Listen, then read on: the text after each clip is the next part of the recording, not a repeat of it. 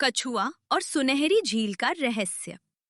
बहुत समय पहले की बात है। पहाड़ों और हरे भरे पेड़ों से घिरे एक सुंदर जंगल में बहुत सारे जानवर रहते थे। वहां हिरन, खरगोश, बंदर, हाथी, तोते और कछुए भी रहते थे। उस जंगल के बीच में एक सुनहरी झील थी।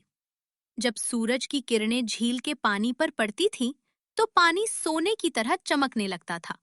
इसलिए सभी जानवर उसे सुनहरी झील कहते थे। उसी झील के पास एक छोटा कछुआ रहता था, जिसका नाम था मोती। मोती बहुत शांत और समझदार था। वो ज्यादा तेज नहीं दौड़ सकता था, लेकिन वो बहुत धैर्यवान और बुद्धिमान था। जंगल के बाकी जानवर अक्सर उसका मजाक उड़ाते थे। बंदर कहते, अरे मोती, तुम तो बहुत धीमे हो। जब तक तुम चलोगे हम 3 बार जंगल घूम आएंगे। खरगोश हंसते हुए कहता।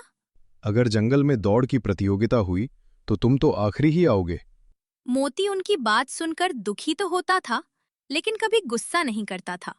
वो बस मुस्कुरा देता और कहता, धीमा होना बुरा नहीं होता। धीरे चलने वाला भी अपने लक्ष्य तक पहुंच सकता है। एक दिन जंगल में बहुत तेज गर्मी पड़ने लगी। कई दिनों तक बारिश नहीं हुई। पेड़ पौधे सूखने लगे और छोटी नदियां भी सूख गईं। अब सभी जानवरों को पानी की चिंता होने लगी। सभी जानवर सुनहरी झील पर ही निर्भर थे, लेकिन धीरे धीरे झील का पानी भी कम होने लगा। एक दिन हाथी ने जंगल के सभी जानवरों की सभा बुलाई। हाथी ने कहा, अगर जल्द ही पानी का इंतजाम नहीं किया गया तो हम सबको बहुत परेशानी होगी। लोमड़ी बोली। हमें जंगल के बाहर जाकर पानी ढूंढना चाहिए। बंदर बोला। हाँ, ही निर्भर थे, लेकिन धीरे धीरे झील का पानी भी कम होने लगा। एक दिन हाथी ने जंगल के सभी जानवरों की सभा बुलाई। हाथी ने कहा, अगर जल्द ही पानी का इंतजाम नहीं किया गया तो हम सबको बहुत परेशानी होगी। लोमड़ी बोली। हमें जंगल के बाहर जाकर पानी ढूंढना चाहिए। बंदर बोला। हाँ, हम सब मिलकर नया पानी का स्रोत ढूंढते हैं। लेकिन जंगल बहुत बड़ा था और बाहर जाना खतरनाक भी था। तभी मोती कछुआ धीरे धीरे आगे आया और बोला, मुझे लगता है कि इस झील में पानी अभी भी काफी गहरा है। हमें इसे बचाने का तरीका ढूंढना चाहिए। बंदर हंसते हुए बोला। तुम क्या करोगे मोती? तुम तो धीरे धीरे चलते हो। मोती ने शांत स्वर में कहा। धीरे चलने वाला भी सोच सकता है। सभी जानवर चुप हो गए। मोती ने कहा, हम सबको मिलकर झील के आसपास छोटे छोटे पानी के गड्ढे और नालियां बनानी चाहिए, ताकि बारिश का पानी इकट्ठा हो सके। जब भी बारिश होगी, पानी सीधे झील में आएगा और झील जल्दी नहीं सूखेगी। हाथी को ये विचार अच्छा लगा। उसने कहा, ये सच में अच्छा विचार है। हमें कोशिश करनी चाहिए।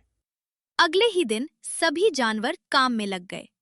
हाथी अपनी सूंड से मिट्टी हटाने लगा। खरगोश छोटे छोटे गड्ढे खोदने लगे। बंदर पेड़ों से टहनियां लाकर किनारे मजबूत करने लगे।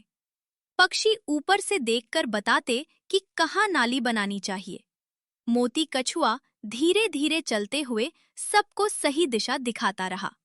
उसे जंगल की जमीन और पानी के रास्तों के बारे में बहुत अच्छी समझ थी। कई दिनों की मेहनत के बाद झील के चारों तरफ छोटी छोटी नालियां बन गईं। फिर एक दिन आसमान में बादल छा गए। तेज हवा चली और अचानक बारिश शुरू हो गई। बारिश का पानी पहाड़ों से बहता हुआ आया और उन नालियों के रास्ते सीधे झील में जमा होने लगा। कुछ ही घंटों में झील का पानी फिर से बढ़ने लगा। सभी जानवर खुशी से उछल पड़े। खरगोश ने कहा, अगर मोती का विचार नहीं होता तो हम सब मुश्किल में पड़ जाते। बंदर ने शर्मिंदा होकर कहा, हमने तुम्हारा मजाक उड़ाया था, लेकिन तुम हमसे ज्यादा समझदार निकले। हाथी ने गर्व से कहा। आज से मोती हमारे जंगल का बुद्धिमान सलाहकार होगा। मोती मुस्कुराया और बोला, मैंने तो बस वही किया जो हम सबके लिए अच्छा था।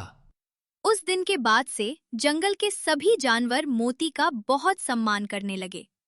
अब कोई भी उसकी धीमी चाल का मजाक नहीं उड़ाता था। धीरे धीरे बारिश का मौसम आ गया और झील फिर से पानी से भर गई। पेड़ पौधे हरे हो गए और जंगल फिर से खुशियों से भर गया। अब जब भी कोई नया जानवर जंगल में आता तो बाकी जानवर उसे बताते, इस जंगल में एक छोटा कछुआ रहता है जिसने अपनी बुद्धि से पूरे जंगल को बचाया था। और मोती कछुआ हमेशा की तरह शांत और मुस्कुराता हुआ झील के किनारे धीरे धीरे चलता रहता। इस कहानी से सीख मिलती है कि किसी की कमजोरी देखकर उसका मजाक नहीं उड़ाना चाहिए। बुद्धि, धैर्य और मिलजुल कर काम करने से बड़ी से बड़ी समस्या हल हो सकती है।